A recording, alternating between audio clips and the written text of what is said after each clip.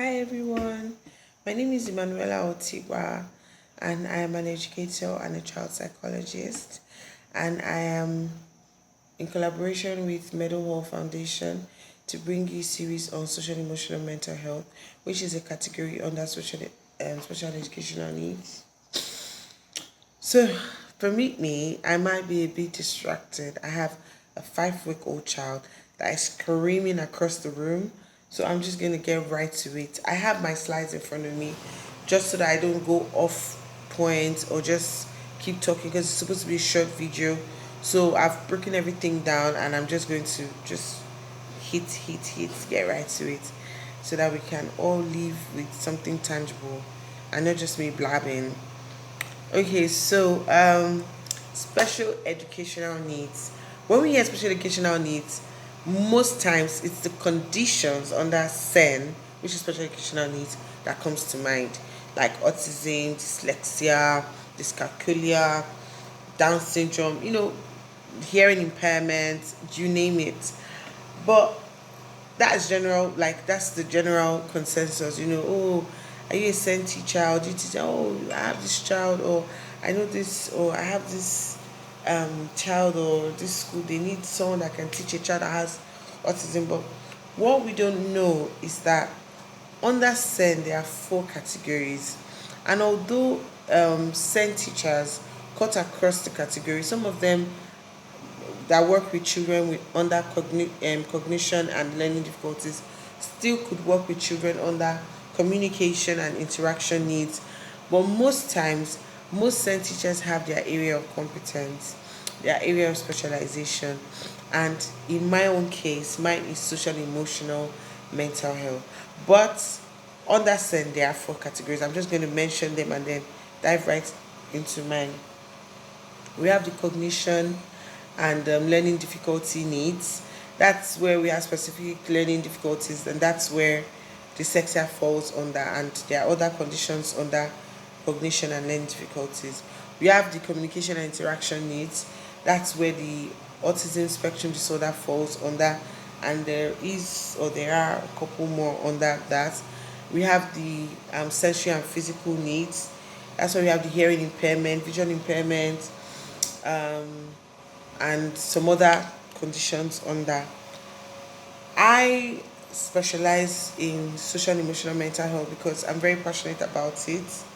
I, growing up, I feel like if I had a tutor or a teacher that had the knowledge of emotion and mental health, I would probably have excelled more as a learner, because I feel like a lot of children, especially teenagers, go through so much emotionally and it affects their learning curve.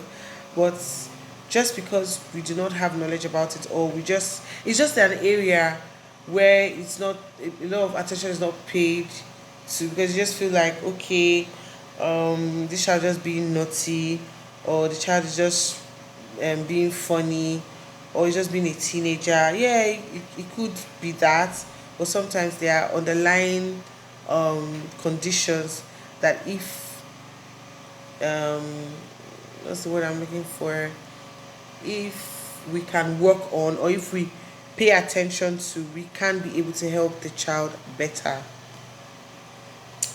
So when can we say a child has SEN? you know Generally, a child or a young person has SEN if they have a learning difficulty or disability which calls for special educational provision to be made for him or her, or has a significantly greater difficulty in learning than the majority of others of the same age, or has a disability which prevents or hinders him or her from making use of facilities of a kind generally provided for others of the same age in mainstream classrooms or mainstream schools. So like I said, I have my slides here. I have written them in such a way that is like very straightforward, because I'm being timed here. So yeah. So before one can ascertain that a child has SEN, that child must have been diagnosed by an educational psychologist or a child psychologist or a doctor, as the case may be. So now I'm going straight to SCMH, social emotional mental health, which is my area of competence. If a child can do advanced math, speak speak three languages, or receive top grades, but can't manage their emotions or practice conflict resolution or handle stress, none of that other stuff is really going to matter.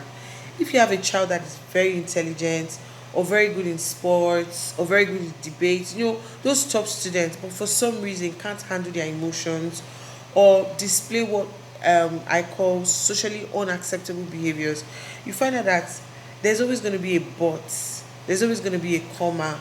If you work with someone in an office and the person is really good, really intelligent, but for some reason can't manage their emotions, none of that stuff is going to matter.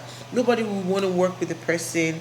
Nobody wants to have anything to do with the person. And the funniest part is, as ignored as this aspect of sen is, or this aspect of a child's life is, it is very, very important, especially in the world we live in today.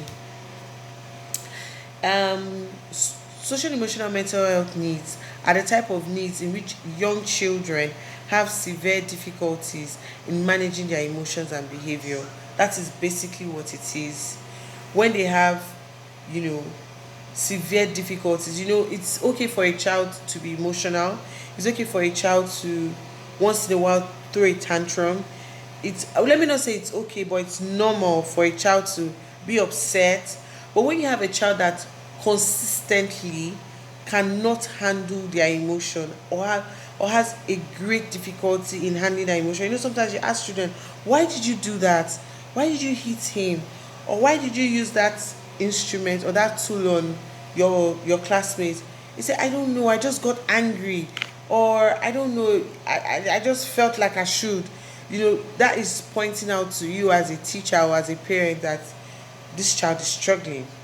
Do you understand? So it's not something that a child does once, or it's something that a child does consistently, and you as a parent, you can consistently see that this child is finding it difficult handling their emotion. And it's not just in terms of anger. Yes, most of the examples I've given now seems like anger, but when it comes to SCMH, that's social emotional mental health, it's not just under anger. Sometimes it could be a child being withdrawn, a child just not being social, the child just doesn't know how to manage communicating with, not because the child can't speak or can't communicate, but he just sometimes the child just doesn't feel like, or even when he's put in a social setting, he or she just displays socially unacceptable behaviors basically. And you be like, you're not supposed to do this. And it's not when a child does it once, or when a child does it and is corrected and changes, that child doesn't have a problem. It is when the child consistently does it and a lot of help or support or advice or warning has been given the child, but for some reason the child just can't control that side or that aspect of he or their behavior basically.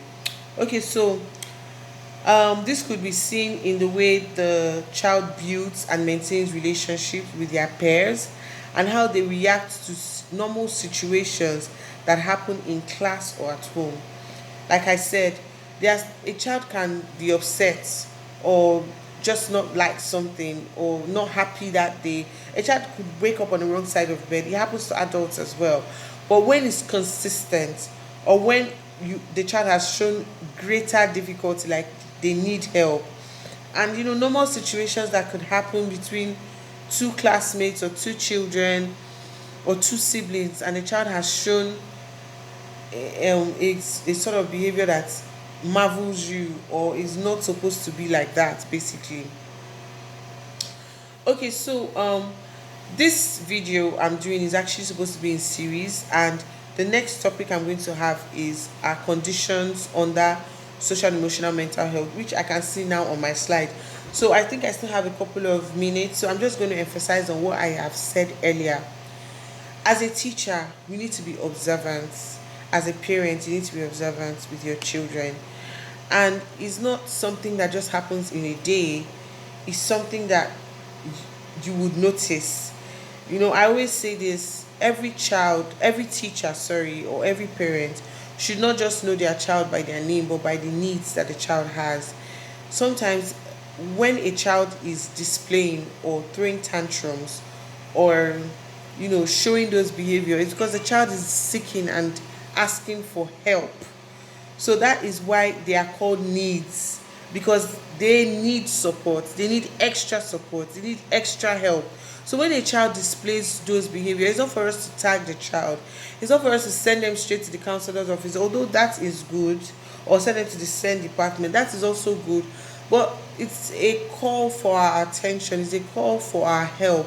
So we need to not just be teachers, but observant teachers, and not just observant teachers, but teachers that are always willing to help, give that extra help. So in our next video, or in my next video, I will be talking about conditions or symptoms and pointers under social, emotional, and mental health needs that can actually help us as educators and as parents, so that when we see these pointers, we can be able to, it's a kind of like a radar in our head that, okay, this child needs help and what we can do to help. So see you in the next video. I hope we were able to get something from this first one. And yeah, see you in the next video. Bye.